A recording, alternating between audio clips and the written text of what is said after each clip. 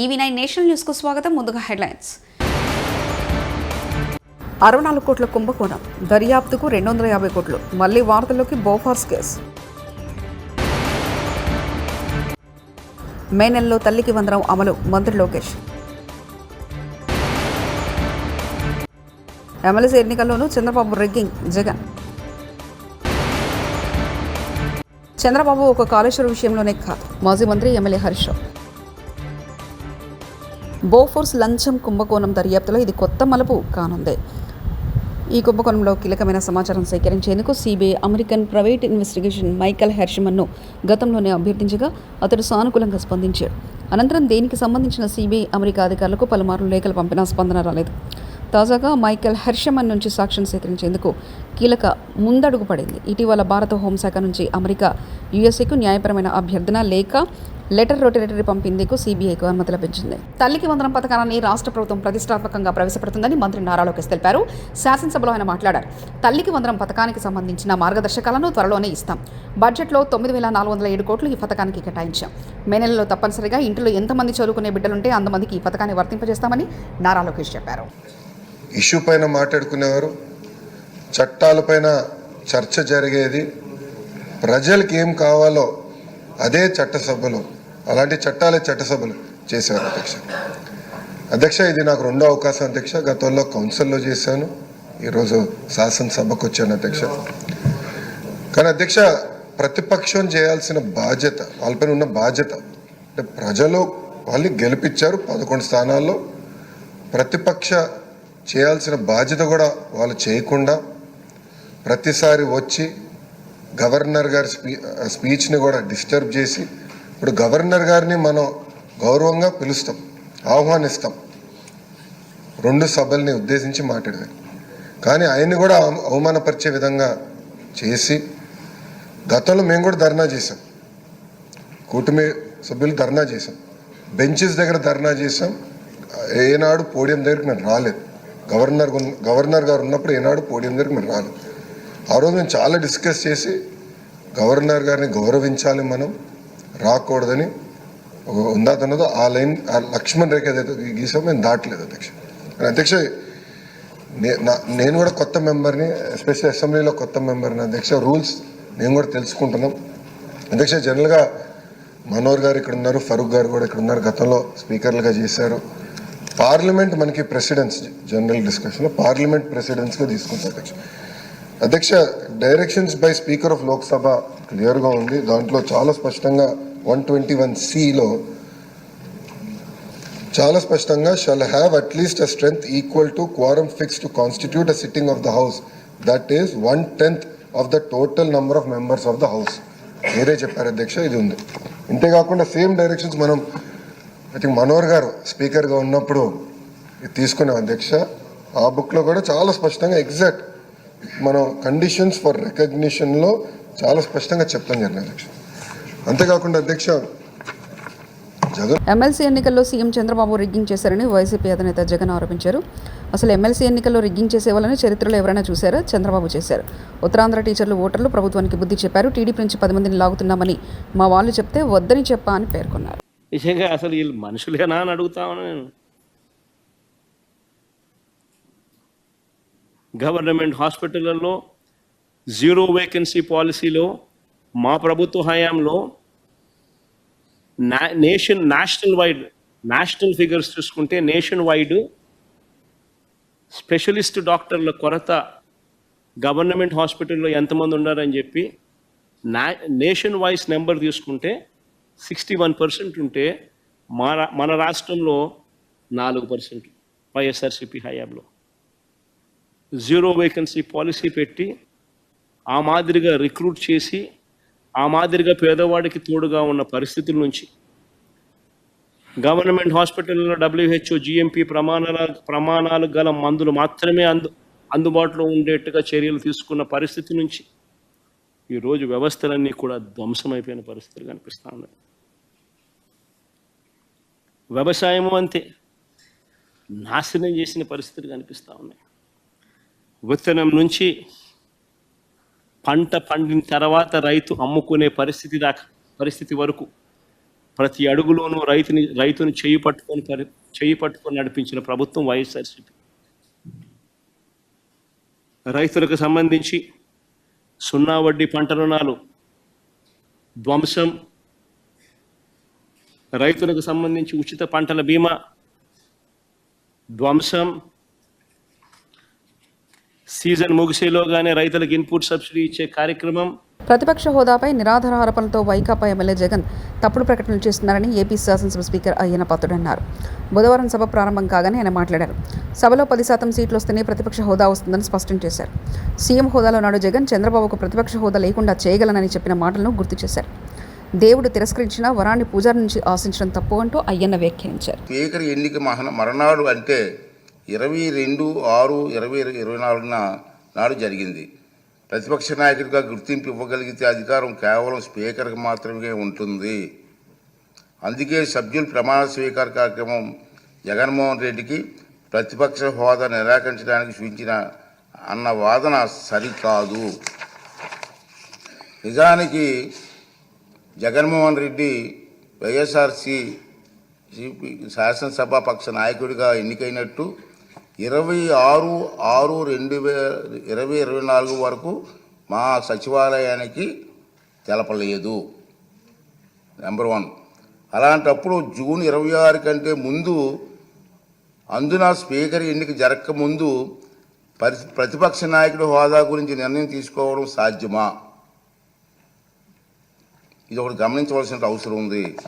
ప్రతిపక్ష నాయకుడి హోదా ఎవరైనా అర్హులా కాదా అనేది కేవలం రాజ్యాంగ సూత్రాలు, కోర్టు తీర్పులు, చిరకాల సాంప్రదాయాల ఆధారంగా మాత్రమే నిర్ధారించగలరు. రేవంత్ రెడ్డి బీజేపీలోకి వస్తా అంటే ఆహ్వానిస్తాం. BJP MP Dharmapuri Arvind. ఇప్పుడు ఇట్లా కూర్చుంటాను పోతే మోదీ వెనకచ్చి కుర్చీ తాగుతున్నాడు, కుర్చీ కూర్చోబెడుతున్నాడు ట్రంప్. ఈ రేవంత్ రెడ్డి వెళ్తే ఏమవుతుంది? రేవంత్ రెడ్డి బీజేపీలోకి వస్తా అంటే ఆహ్వానిస్తాం. చంద్రబాబుకు నిజంగానే తెలంగాణ మీద ప్రేమ ఉంటే తెలంగాణ ప్రాజెక్టులకు ఆంధ్రప్రదేశ్ ప్రభుత్వానికి అభ్యంతరం లేదని కేంద్రానికి సిడబ్ల్యూసీకి లేఖ రాయాలి. గోదావరి మీద నిర్మిస్తున్న సమ్మక్క సాగర్, సీతమ్మ సాగర్, వార్ధ, కాళేశ్వరం 3వ ప్రాజెక్టుకు, అలాగే నల్గొండ జిల్లాలో డిండి ఎత్తిపోతల పథకానికి కల్వకుర్తి, పాలమూరు ప్రాజెక్టుల నీటి కేటాయింపుల విషయంలో అభ్యంతరం లేదని కేంద్రానికి చంద్రబాబు నాయుడు లేఖ రాయాలి. మాజీ మంత్రి ఎమ్మెల్యే హరీష్ రావు మీరే చెప్పిన 1000 టీఎంసీలు సముద్రంలో కలుస్తున్నాయి అన్నారు కదా. మరి ఎందుకు ఈ ప్రాజెక్టులకు అడ్డు తగులుతున్నారు? ఎందుకు ఈ ప్రాజెక్టులను వ్యతిరేకిస్తున్నారు? మా భయం ఏంటంటే ఇప్పటికే చంద్రబాబు నాయుడు గారు గోదావరి బోర్డు మీద ట్రిబ్యునల్ వేయాలని అడుగుతున్నాడు. గోదావరి నది మీద మళ్ళీ ఆడ ట్రిబ్యునల్ పడితే ఏండ్ల తరబడి అట్లా ఇరుక్కపోతాయి, ఈ ప్రాజెక్టులు బయటకు రావు. ఇవి నికర జలాలు, మాకు హక్కుగా ఉన్న నీళ్లు. వీటిని ఎందుకు అడ్డుకుంటున్నారు? రాయండి కేంద్ర ప్రభుత్వానికి, సిడబ్ల్యూసీకి లేఖ. సమ్మక్క సాగర్, సీతమ్మ సాగర్, వార్ధ, కాళేశ్వరం 3rd టీఎంసీకి అనుమతులు ఇవ్వండి, ఆంధ్రప్రదేశ్కి అభ్యంతరం లేదు అని లేఖ రాసి మీ చిత్తశుద్ధి నిరూపించుకోవాలని నేను కోరుతా ఉన్నా. అదేవిధంగా మీ దత్తత జిల్లా, వలసల జిల్లా, ఫ్లోరైడ్ జిల్లా అయినటువంటి మహబూబ్ నగర్, నల్గొండ జిల్లాలకు నిర్మిస్తున్నటువంటి పాలమూరు ఎత్తిపోతల పథకానికి, దిండి ఎత్తిపోతల పథకానికి, కల్వకుర్తికి 40 టీఎంసీల నీటి కేటాయింపు విషయంలో మాకు అభ్యంతరం లేదు అని కేంద్ర ప్రభుత్వానికి లేఖ రాసి మీ చిత్తశుద్ధి నిరూపించుకోవాలని చెప్పి నేను కోరుతా ఉన్నా. ఎస్ఎల్బీసీ టన్నెల్లో సహాయక చర్యలకు మళ్లీ ఆటంకం. నిన్న కన్వేయర్ బెల్ట్ పనిచేయడంతో సహాయక చర్యలు వేగవంతమయ్యాయి. కానీ ఈరోజు కన్వేయర్ వెళ్లి మళ్లీ పనిచేయకపోవడంతో సహాయక చర్యలు తిరిగి ఆగిపోయాయి. దీంతో శిథిలాలు బయట తొలగించడంలో మరింత ఆలస్యమయ్యే అవకాశం ఉంది. టన్నెల్లో చిక్కుకున్న తమ వారు తిరిగి వస్తారనే నమ్మకం లేక నిరాశతో సొంత ఊర్లకు తిరిగి వెళ్తున్న బాధితుల కుటుంబ సభ్యులు.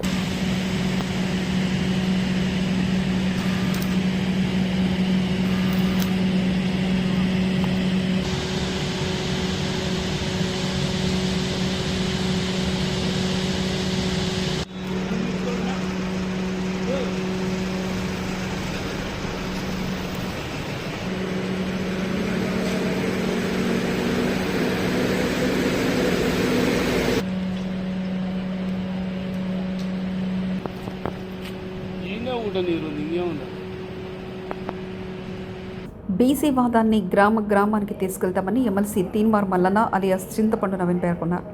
మీడియాతో ఆయన మాట్లాడారు. బీసీ వాదం తెలంగాణలో బలపడ్డ సూచనలు కనిపిస్తున్నాయి అన్నారు. గ్రాడ్యుయేట్స్ ఎమ్మెల్సీ ఎన్నికల్లో బీసీ అభ్యర్థి ప్రసన్న హరికృష్ణ అధికార పార్టీ నేతల్ని వెనక్కి లాగేంత బలమైన శక్తిగా మారారని చెప్పారు. కులగణన లెక్కలు తప్పని నిరూపించడానికి తాను సిద్ధంగా ఉన్నానని తెలిపారు.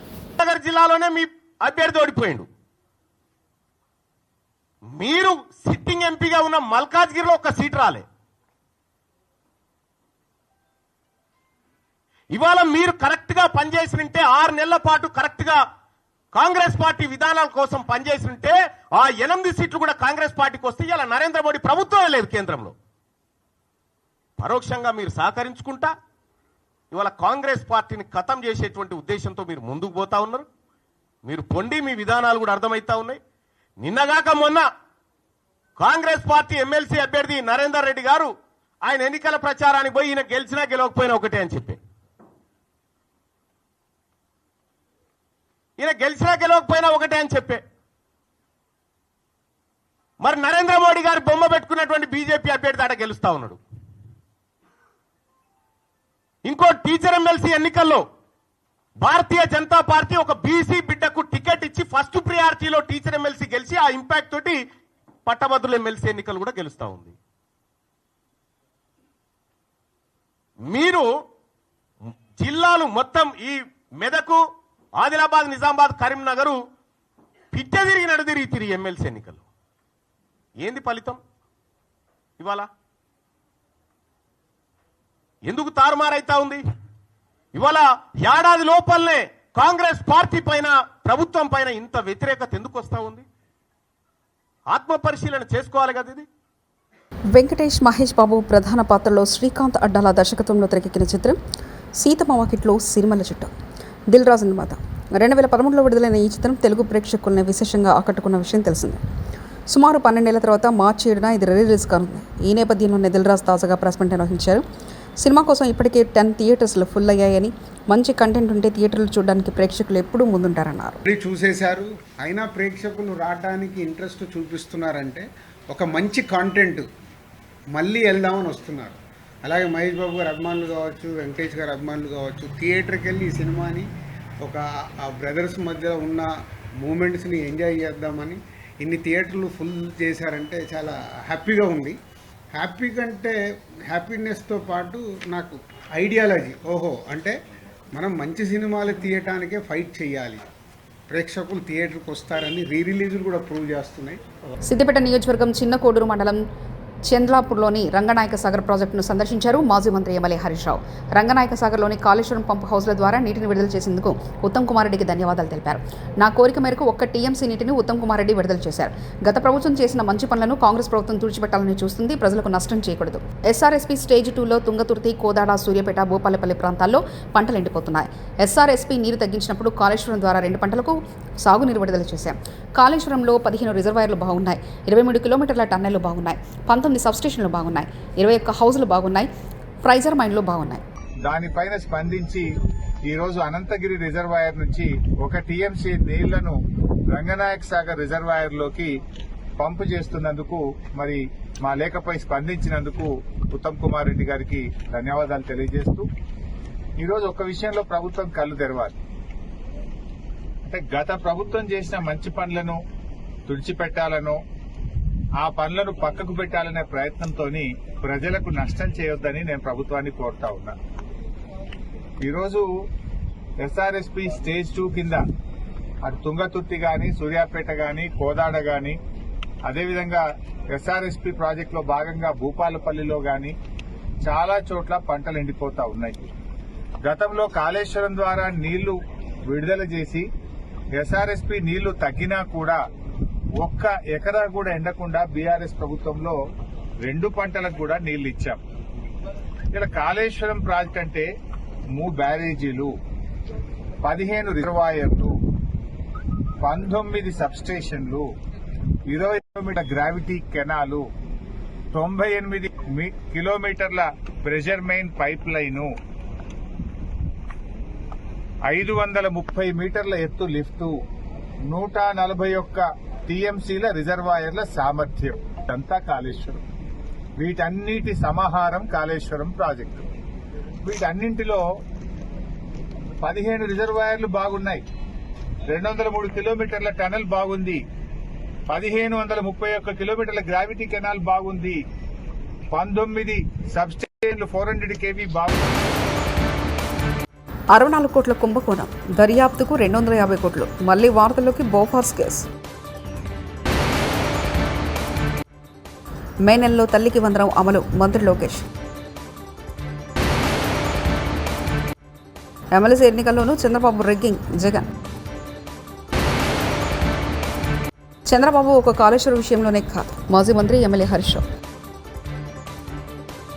ఇవి బులెటిన్ విశేషాలు. చూస్తూనే ఉండండి EV9 నేషనల్ న్యూస్.